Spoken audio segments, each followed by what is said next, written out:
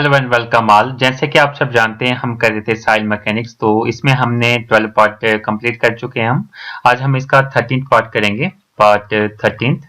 इसमें आज हम इंपॉर्टेंट टॉपिक देखने वाले हैं जिसका नाम है सॉइल प्रॉपर्टीज। ठीक है, सॉइल प्रॉपर्टीज हम चेक करने वाले हैं। मोस्टली जो सॉइल की जो प्रॉपर्टी है वो हम चेक करते हैं शेयर स्ट्रेंथ। बहुत ही इंपॉर्टेंट प्रॉपर्टी है सॉइल की शेयर स्ट्रेंथ जो हम चेक करते हैं। ठीक है, तो शेयर स्ट्रेंथ की अगर हम बात करें, जैसे कि हम मान लेते हैं ये सॉइल का ब्लॉक है, इस पे अगर हम शेयर फोर्स अप्लाई कर लेते हैं पी कोई, तो ये इस तरीके से कोई शेयर करती है, इस तरीके से ये शेयर करती है। ठीक है, इस तरीके से शेयर करेगी। ठीक है, तो शेयर स्ट्रेंथ क्या होती है सॉइल की, जो शेयर होने से बचाती है सॉइल को, उसको हम बोलते हैं शेयर स्ट्रेंथ। ठीक है, तो इसके कुछ पॉइंट हैं वो हम देखेंगे, फिर आपको और अच्छे से क्लियर हो जाएगा कि ये चीज है क्या। ठीक है, the strength of soil is typically defined as the resistance to shear stress. ठीक है, resistance to shear stress. Shear stress से रेसिस्टेंस, शेयर स्ट्रेस के ऑपोजिट कोई फोर्स अगर हम बोलें शेयर स्ट्रेस के, in terms of the effective internal friction angle and effective cohesion C.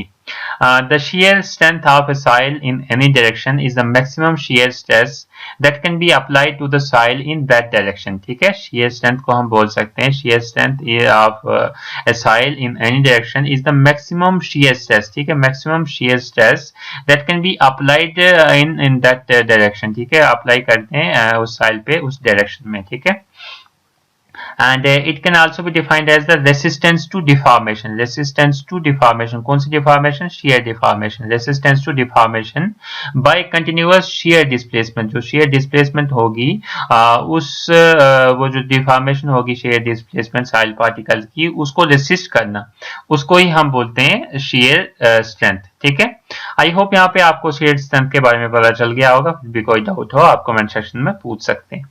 Next हमारे पास factors affecting soil shear strength. कौन कौन से ऐसे फैक्टर्स हैं जो अफेक्ट करते हैं सॉइल की शेयर स्ट्रेंथ को, वो हम देखने वाले हैं। ठीक है, फर्स्ट हमारे पास the shear strength of a soil is achieved by interaction between soil solid. ठीक है, जो भी सॉइल के सॉलिड हैं जब वो अपने आप में इंटरेक्ट हुए होते हैं तो हमारे पास शेयर स्ट्रेंथ जो है अचीव हो जाती है। जैसे कि लिक्विड गैस पार्टिकल जब सॉइल के साथ मिलते हैं वो एक शेयर स्ट्रेंथ को तैयार कर देते हैं।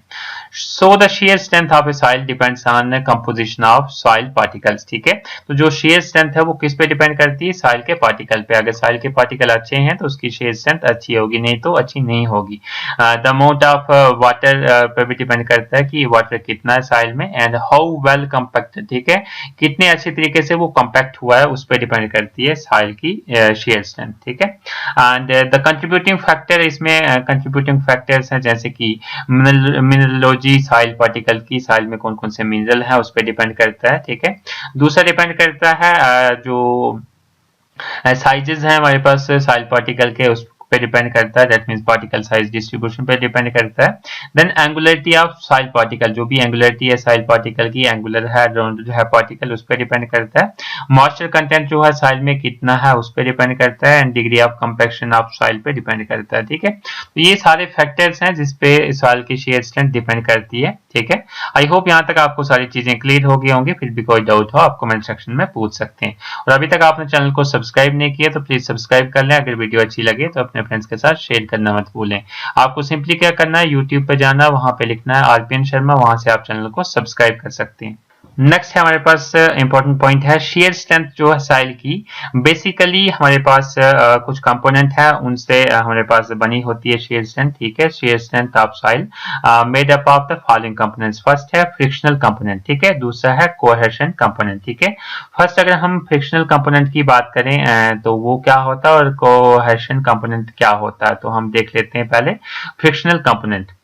It is mainly due to the interlocking of soil particles। ठीक है, जो भी इंटरलॉकिंग होती है soil particles की, उसकी वजह से जो हमारे पास ये शेयर स्ट्रेंथ तैयार होती है, that means friction between the particles. जैसे कि हम बात करें, ये एक पार्टिकल है soil के, ये पार्टिकल्स हैं। ठीक है, ये एक साथ इनके साथ अटैच्ड हैं, मतलब इनके बीच में कुछ फ्रिक्शन होगा, इसकी वजह से ही हमारे पास शेयर स्ट्रेंथ क्रिएट होती है, जिसको हम बोलते हैं फ्रिक्शनल कंपोनेंट। ठीक है, नेक्स्ट है हमारे पास कोहेशन कंपोनेंट। कोहेशन कंपोनेंट की अगर हम हम बात करें due to the mutual attraction, ठीक है। ये होता है म्यूचुअल अट्रैक्शन से हमारे पास mutual attraction that exist between the fine particles of some soil, ठीक है, जो फाइन पार्टिकल्स होते हैं सॉइल के उसके बीच में। जैसे कि एक तो आ गया एक आ गया हमारे पास फ्रिक्शनल कंपोनेंट, जो इसके बीच में फ्रिक्शन होती है उसकी वजह से जो स्ट्रेंथ होती है। एक तो होता है कि इसके बीच में जो हमारे पास म्यूचुअल अट्रैक्शन होती है पार्टिकल्स की, ठीक है, तो वो आ गया कोहेशन कंपोनेंट, ठीक है। The shear strength of cohesive soil result both from friction as well as cohesion। जो भी shear strength है cohesive soils की, cohesive soils में हमारे पास clay वगैरह आ जाती है, silt वगैरह आ जाती है। जो shear strength cohesive soil में होती है वो दोनों की वजह से होती है, friction की वजह से भी और cohesion की भी वजह से। लेकिन cohesionless soil की अगर हम बात करें तो उसमें खाली friction से ही strength होती है soil में, ठीक है।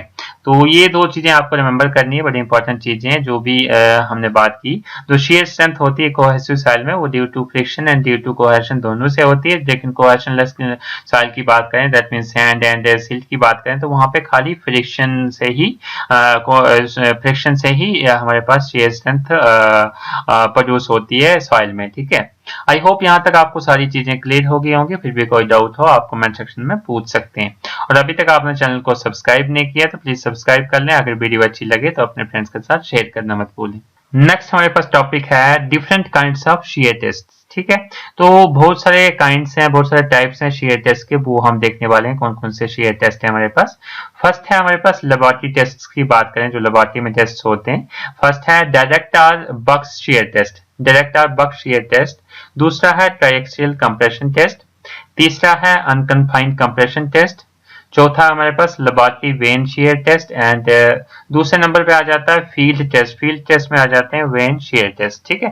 तो ये डिफरेंट शेयर टेस्ट हैं, ये आपने यहाँ पे देख लिए, ये आपको रिमेंबर कर लेने, इनके नाम रिमेंबर कर लेने। ये काफी जगह पूछा जा सकता है कि कौन कौन से शेयर टेस्ट होते हैं, कौन कौन से लेबोरेटरी शेयर टेस्ट होते हैं, कौन कौन से फील्ड शेयर टेस्ट रहते हैं, ठीक है।